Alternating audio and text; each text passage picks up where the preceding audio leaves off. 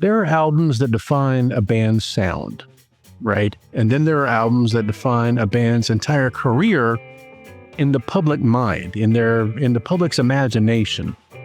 For Drivin N Cryin, that album was Fly Me Courageous. Released in 1991, it didn't just mark a high point, it kind of became the reference point that everything else would be measured against. And depending on how you look at it, that's either the dream come true, the dream outcome, or the quiet beginning of a long creative frustration. And I really don't know how to judge it, I'll be honest. It's a great record, top to bottom. Let's start there. But to understand why this album mattered so much, you have to understand where Drivin N Cryin came from. Like in the mid to late 80s, they were part of a really interesting Southern music ecosystem that didn't fit cleanly into any one box, right? Atlanta was not yet a fully established music hub. It would become later. There was no Black Crowes yet and stuff like that. You had bands pulling from punk and folk, classic rock, and alternative influences kind of all at once. Guadalcanal Direct, they did the same thing. And Drivin N Cryin sat kind of right in that overlap. The core of the band, led by Kevn Kinney, the main songwriter, he wasn't chasing commercial formula in any way. They were building something more fluid. Early records like Scarred But Smarter and Mystery Road and Whisper Tames the Lion, they showed a band willing to shift gears constantly. One moment, loud and distorted. The next, stripped down and acoustic. Almost storytelling folk rock, right? And they didn't do like the Pixies. The Pixies did it all in one song. They'd go soft to hard, hard back to soft. Drivin N Cryin did it over the course of an album, which kind of made it sort of Pixies-like, but not quite.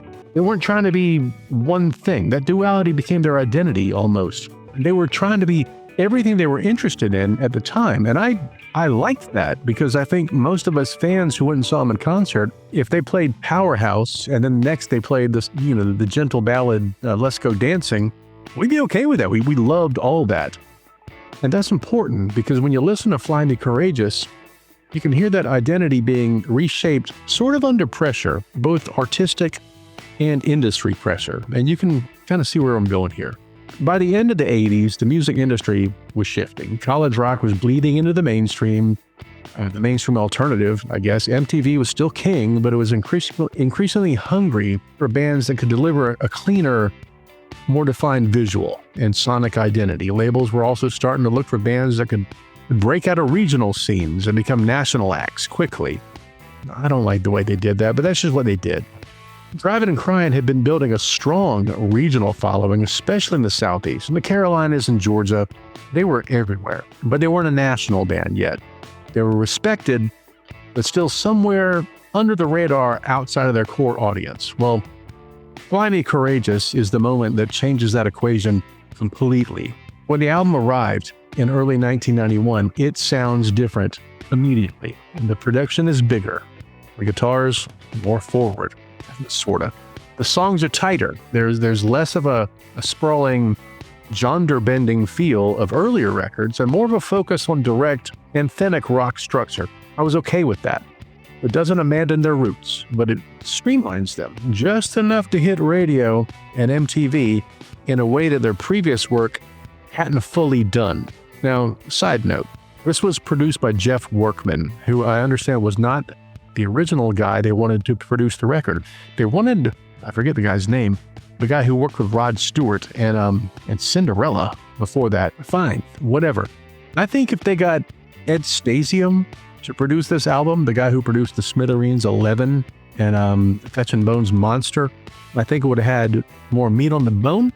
I think it would have been stronger. It'd have been more powerful. It'd have been a much bigger record. But Jeff Workman did a fine job. But that timing matters because 1991, it's a pivotal year in rock music. The alternative explosion is right around the corner, and grunge is about to change everything. But right in that transitional moment, Fly Me Courageous lands as a bridge record. I was stationed in Omaha, Nebraska when this came out, and nobody in the world, in Nebraska anyways, knew who Drivin N Cryin was.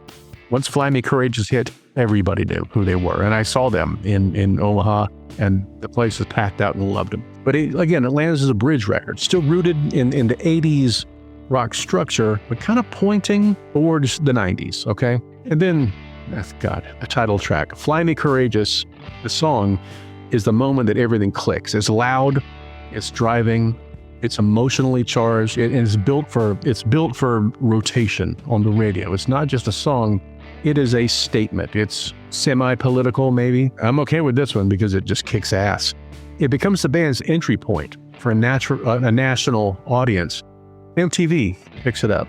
Rock radio picks it up. Suddenly, Drivin N Cryin aren't just a Southern cult band anymore. They are in the national conversation, and they really were. And that kind of moment, it changes everything internally, externally, with the band, with the people around the band, and that's just how it works.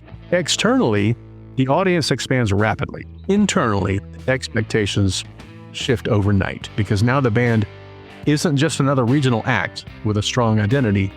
They're a band with a hit.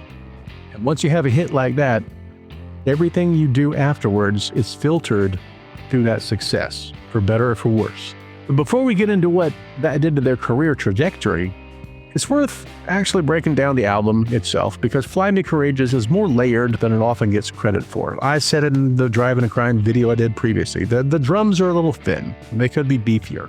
And I'm not going to do a song-by-song outline here. I might do that later. But just some of my favorites. Fly Me Courageous. That's the breakthrough. It's anthemic. It's cinematic. The video is great. And it perfectly aligned with early 90s rock radio. I mean, it sounds like a metal band from the 90s. It really does. This is the moment, and I loved it.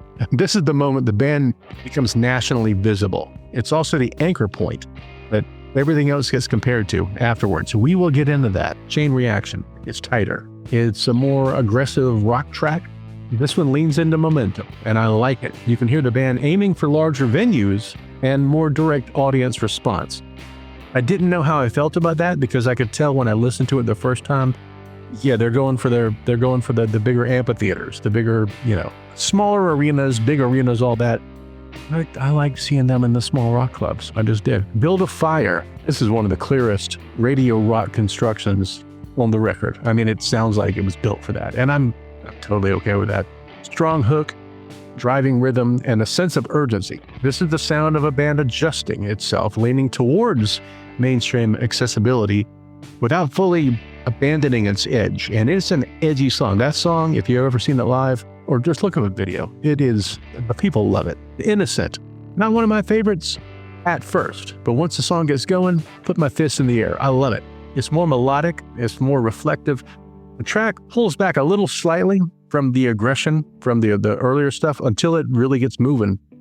And it shows the storytelling instincts still alive in the band. It hints at their earlier identity. Sort of, this one could have lived on, Scarred But Smarter, maybe if it's structured differently, but it's good. It hints at what they were before they became streamlined. Rush Hour. Good God. It's a punk song. It really is. And the fact that it lives on this record, this one could have lived on Scarred But Smarter easily. It's fast-paced. It's tense. It's the high-energy rock side of the band finally and fully on display. It feels like a live track built for this and just to be intense. I love that song. Let's Go Dancing. That's also great. I think For You is also on that. That is such a pretty song. And the fact that it lives amongst all these, hardcore songs is interesting. And I love the fact they did not abandon that completely. Those songs show that the old Drivin N Cryin was still inside the new structure. They're quiet and beautiful. And he writes beautiful songs sometimes. This is where you can hear the tension between the eras most clearly. And that just fascinates me. I love this album. After Fly Me Courageous hit, everything changed for the band almost immediately. They're no longer playing the same level of venues. They're not playing on a 40-watt club. They're now playing at the Six Flags Amphitheater, and that's a different type of beast, a different type of audience. And they're no longer viewed as an underground Southern rock act. They're now part of the mainstream ecosystem. And that sounds like the goal, right? That should be the dream. But the problem with breaking through in the way they did, it creates a very specific expectation with the label. and a very specific repetition of success. And repetition is something that Drivin N Cryin were never built for, not in a traditional sense. Their identity was rooted in change, in shifting styles and emotional tone. You could hear that on every album. But the industry now wants clarity. It wants consistency. It wants the next Fly Me Courageous. And I don't know if they were ready to do that. And this is where the curse begins to form. Follow-up album, Smoke. Love that record. It is actually a strong record in many ways.